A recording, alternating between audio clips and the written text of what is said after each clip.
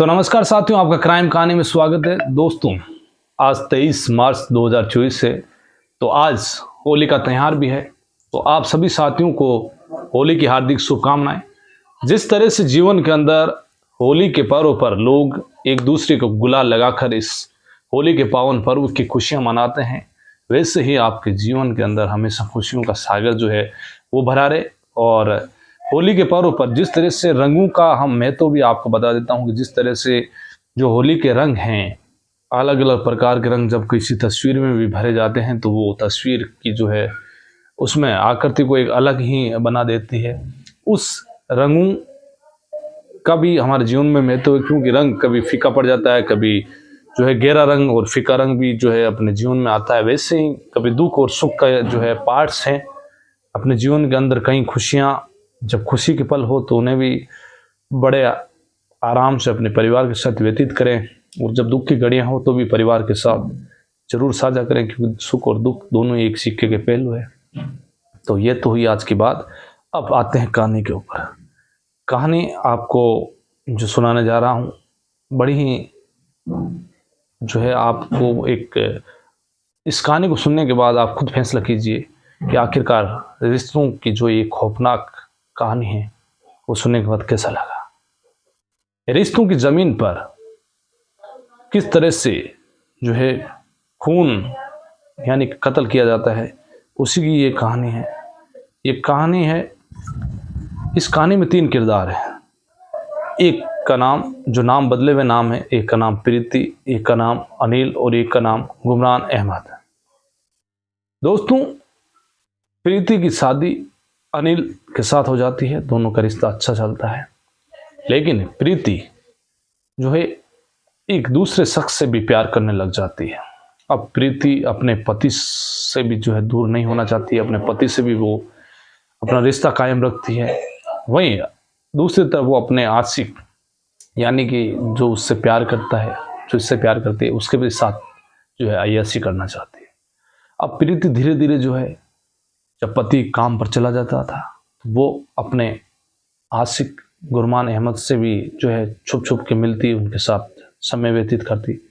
पति जब घर से चला जाता तो गुमरान अहमद को घर पे बुला लेती। लगातार दोनों जो है आराम से अपनी जो है प्यार की इस कहानी को आगे बढ़ा रहे थे। इधर अनिल जो है बेखबर था। धीरे धीरे इस जो है अब कुछ ज़्यादा ही जो है कहानी आगे बढ़ चुकी थी प्रीति और गुरमान अहमद की। लेकिन एक दिन अचानक जब अनिल घर पे पहुंचता है तो वहाँ पर प्रीति और गुरमान अहमद को वो आपत्तिजनक स्थिति में देखता है। अनिल के पैरों तले जमीन खिसक जाती है, क्योंकि अनिल प्रीति से बेपनाह मोहब्बत करता है। उसे ये नहीं पता कि उसकी पत्नी उसके साथ ऐसा कर सकती है। अब अनिल ये नहीं चाहता है कि वो इतना प्यार करने वाले पति से कैसे दूर हो।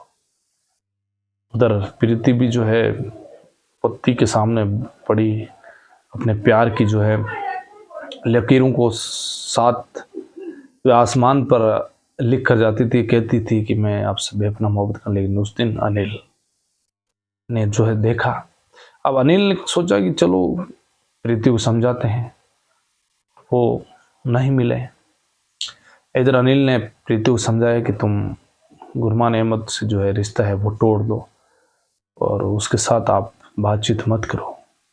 धीरे धीरे वो ये चाह रहा था कि किसी जो है बात वगैरह उसे ना उसके साथ शेयर हो।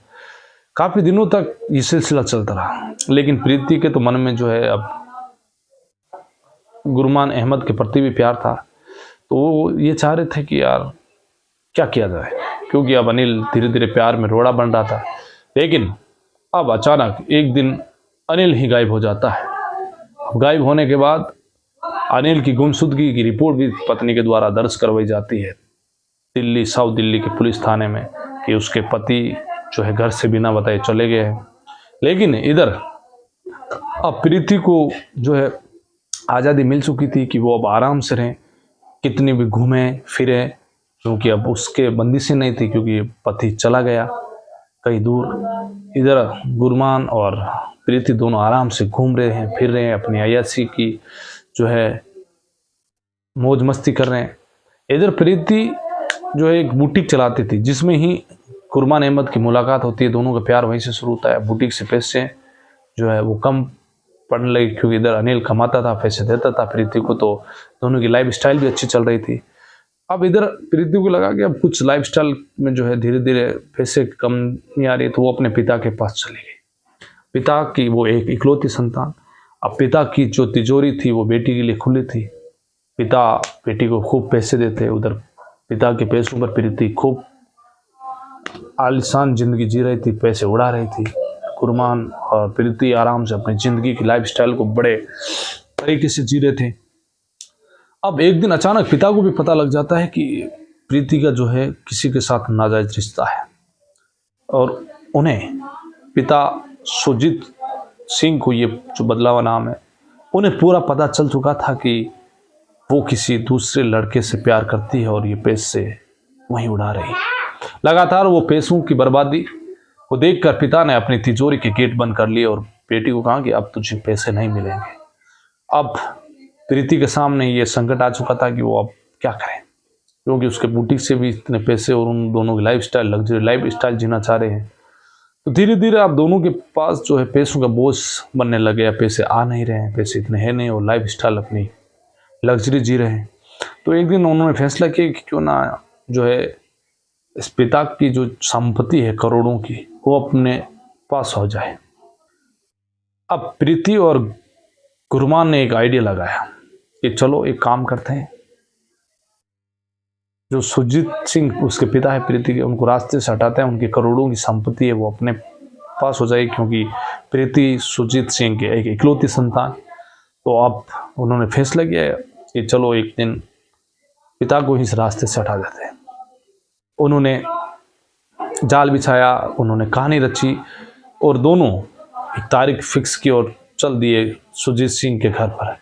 उधर गुरमान ने अपने एक दोस्त को साथ किया, तीनों मिलकर घर पे जाते हैं, लेकिन दोस्त बाहर रहता है और उधर प्रीति और उसका बॉयफ्रेंड कथित आशिक कुरमान अहमद दोनों साथ जाते हैं। रात के अंधेरे में पिता अकेला रहता है घर में, और उन्होंने जो है पिता के सर पर तकिए से जो है मुंह दबाया, पिता तड़प तड़प के वहीं ढेर हो गया।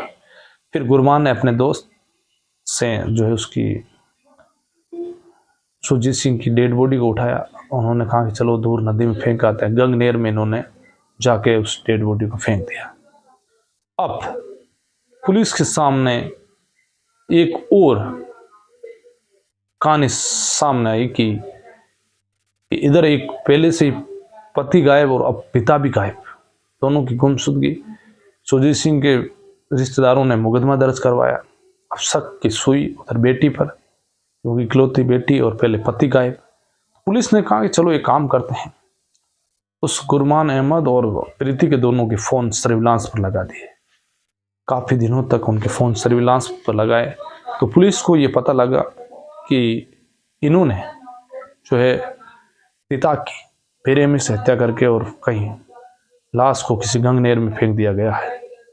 तो पुलिस ने तहकीकात की और 12 फरवरी 2009 को दिल्ली पुलिस ने प्रीति कुफरान और उसके दोस्त आसिफ बदलाव नाम है, उसको कत्ल के आरोप में गिरफ्तार कर लिया गया। उनसे पूछताछ की गई तो फिर वो कहानी सामने आई कि हाँ, हमने पैसों के लालच में आकर हमने ही पिता की हत्या की। लेकिन अनिल का कोई सुराग नहीं।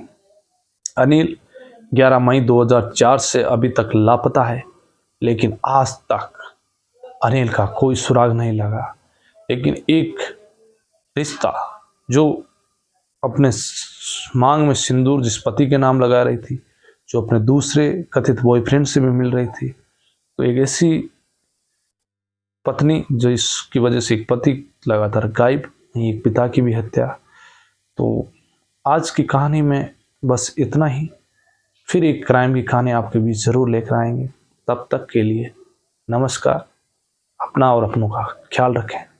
धन्यवाद।